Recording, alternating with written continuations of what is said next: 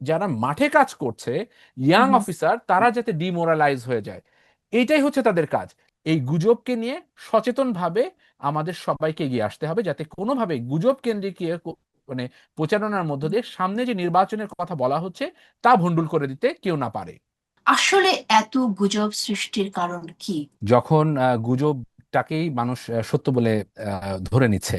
যেমন ধরুন, আপনি সত্য একটা কথা বলবেন, আপনার এটাতে লাইক পড়বে হয়তো 500 থেকে 1000। আপনি যদি গুজব ছড়ান, সেটাতে 30-40 হাজার।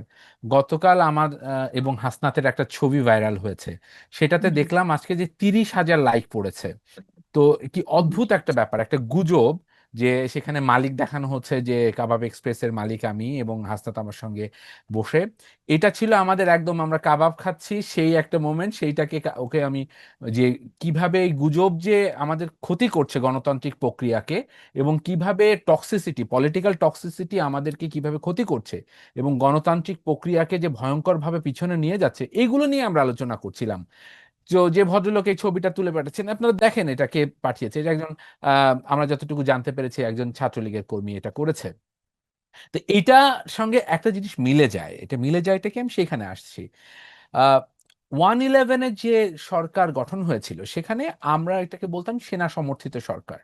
তো এই সরকারটি, আমরা বলছি ডক্টর ইউনূস নেতৃত্বাধীন সরকার, এটা আমরা কিন্তু বলছি না সেনা সমর্থিত সরকার।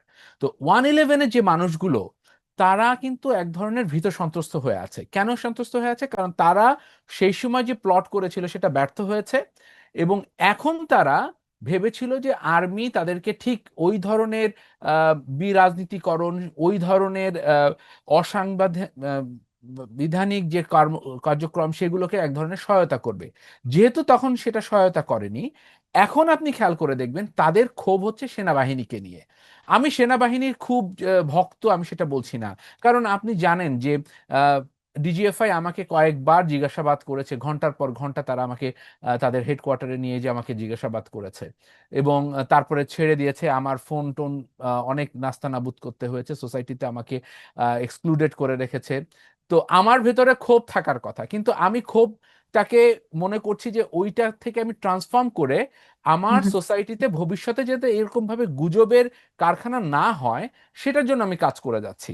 সেনাবাহিনী এখন অন অফ দ্য ইনস্ট্রুমেন্ট যেটা দিয়ে বাংলাদেশের ল অ্যান্ড অর্ডার সিচুয়েশনটা স্টেবল করে রাখা হয়েছে। হুম, সেটাকেই আপনি দেখবেন গত জানুয়ারি মাস থেকে হুম, কন্টিনিউড, আমি বলি যে গরিবের মিশেল ফুকো ফ্রান্সে হুম, বসে, গরিবের মিশেল ফুকো আমাদের বিরুদ্ধে সমানে সেনাবাহিনীকে ডিসপিউট করছে। এর মানে হচ্ছে যাতে যারা মাঠে কাজ করছে, ইয়াং হুম, অফিসার, তারা যাতে ডিমোরালাইজ হয়ে যায়, এইটাই হচ্ছে তাদের কাজ। পুলিশ ডিমোরালাইজ আছে, এখন যদি আমি সেনাবাহিনীকে ডিমোরালাইজ করতে পারি, তাহলে একটা সুবিধা আছে, বাংলাদেশে তখন নির্বাচন আর দরকার হবে না। আর এর ভিতরে আপনি দেখবেন এক হুম, ধরনের দক্ষিণপন্থীরা, তারা বলছে যে আমাদের মিলিশিয়া গঠন করতে হবে, 50,000 মিলিশিয়া গঠন করতে হবে। তার মানে তারা 1979 সালের যে ইরান, সেখানে ফেরত যেতে চায়। আমার এখানে দ্বিমত আছে। আমি মনে করি বাংলাদেশের মানুষের ইতিহাসে যেরকম চর্চা হচ্ছে, সেই একই ধারাবাহিকতায় বাংলাদেশের এই গুজবকে নিয়ে সচেতনভাবে আমাদের সবাইকে এগিয়ে আসতে হবে, যাতে কোনোভাবে গুজব কেন্দ্রিক মানে প্রচারণার মধ্য দিয়ে সামনে যে নির্বাচনের কথা বলা হচ্ছে তা ভণ্ডুল করে দিতে কেউ না পারে।